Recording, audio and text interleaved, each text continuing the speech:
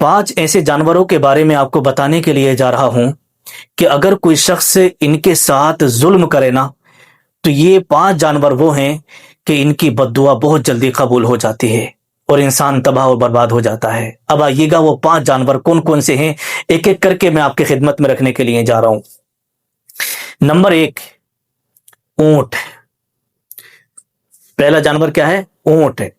ऊंट के बारे में मुस्नद अहमद के अंदर यह हदीस पाक मौजूद है कि हुजूर सल्लल्लाहु ताला अलैहि वसल्लम ने इरशाद फरमाया, ऊंटों का ख्याल रखो क्योंकि उनकी बद्दुआ रद्द नहीं की जाती। क्या इरशाद फरमाया आका ने?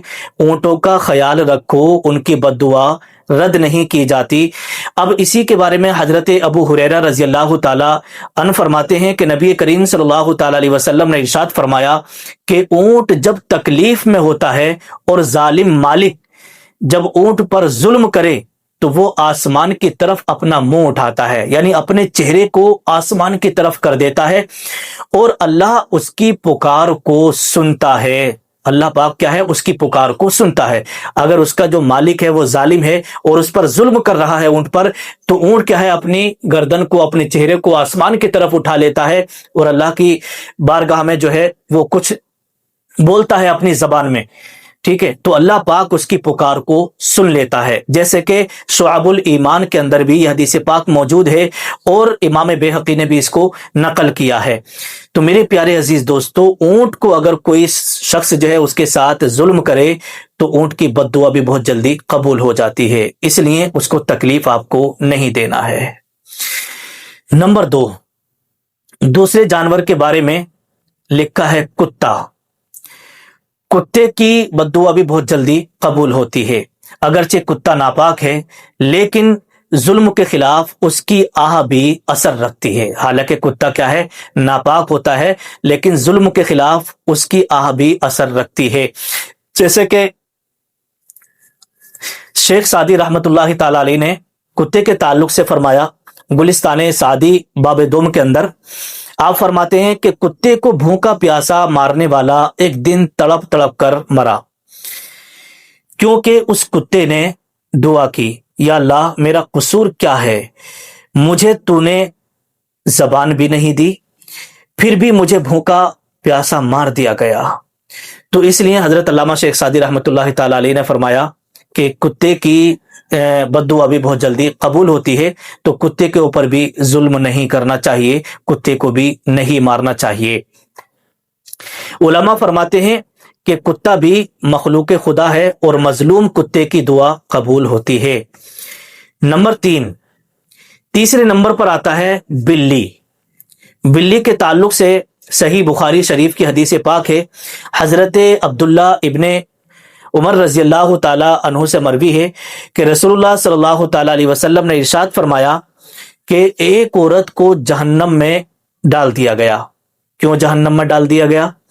इसलिए जहन्नम में डाल दिया गया कि उसने एक बिल्ली को बांध कर रखा था। खंबे से क्या है? एक बिल्ली को उसने बांध करके रखा था, ना उसे कुछ खाने को दिया, ना उसे कुछ पीने को दिया और ना उसे खोला जिससे कि वो चल फिर करके इधर उधर जा करके अपना पेट भर लेती। उसने बांध दिया और वो बिल्ली वहीं पर बंधी बंधी क्या है? मर गई। तो उसके ताल्लुक से लिखा है कि वो बिल्ली वहीं पर बंधी बंधी मर गई और औरत जहन्नम की सजावार हो गई। इसी वजह से उस औरत को जहन्नम में डाल दिया गया कि उसने एक बेजबान बिल्ली को बांध करके डाल दिया था। यह हदीस इस बात की दलील है कि बिल्ली जैसा बेजबान जानवर भी जब तकलीफ में होता है और अगर उस पर जुल्म हो तो वो बद्दुआ देती है और अल्लाह तबारक व तआला उस पर फौरी गिरफ्त फरमाता है। तो इसलिए उस पर भी आपको जुल्म नहीं करना है, तकलीफ नहीं देना है बिल्ली को। नंबर 4, चौथे नंबर पर आता है गाय। गाय के बारे में लिखा है हवाला फतावा रजविया के अंदर इमाम अहले सुन्नत आला हजरत नबी इसको नकल किया है और हजरत अब्दुल्ला इब्ने मसूद रजी अल्लाह तआला अन्हु से मरवी है। आप बयान करते हैं कि गाय, बैल, भैंस जैसे चौपाए अगर मालिक के जुल्म का शिकार हों, उन पर बेजा बोझ डाला जाए या भूखा प्यासा रखा जाए تو ان کی بد دعا بھی قبول کی جاتی ہے، ان کی بد دعا بھی کیا ہے؟ قبول ہو جاتی ہے۔ اس لیے جانور پر ظلم کرنے سے پرہیز کرنا ہے۔ اسی طریقے سے لکھا ہے کہ قربانی کے جانور پر بھی اگر ظلم کیا جائے تو اس کی آہ اثر رکھتی ہے۔ اس لیے علماء فرماتے ہیں کہ قربانی کے جانور کو پیار اور محبت سے رکھو، یہ تمہارے لیے قربان ہوتا ہے، اور اس کی اگر کوئی شخص اس پر ظلم کرتا ہے، بے تحاشا اس کو مارتا ہے یا کچھ بھی کرتا ہے، تو اس کی بد دعا سے آپ کو ہمیشہ بچنا ہے، اس کا خیال رکھنا ہے۔ نمبر 5، نمبر پر آتا ہے گھوڑا۔ اب گھوڑے کے بارے میں سنن ابو داؤد شریف کے اندر حدیث پاک موجود ہے۔ رسول اللہ صلی اللہ تعالی علیہ وسلم نے ارشاد فرمایا کہ گھوڑے کی پیشانی میں خیر اور برکت ہے۔ کیا ارشاد فرمایا اللہ کے نبی نے؟ کہ گھوڑے کی پیشانی میں خیر اور برکت ہے، اگر کوئی اس پر ظلم کرے تو اس کی آہ اللہ کو بہت جلد پہنچتی ہے، اس کی آہ کیا ہے؟ اللہ تبارک و تعالیٰ کو بہت جلدی پہنچتی ہے۔ علماء کہتے ہیں کہ گھوڑا میدان جنگ میں بھی قربان ہوتا ہے، گھوڑا میدان جنگ میں بھی قربان ہوتا ہے، اور اگر اس کو ناحق سزا دی جائے یا اس پر زیادتی ہو یا اس پر زیادہ بوجھ لادا جائے تو اس کی بد دعا محرومی اور ذلت کا باعث بن سکتی ہے۔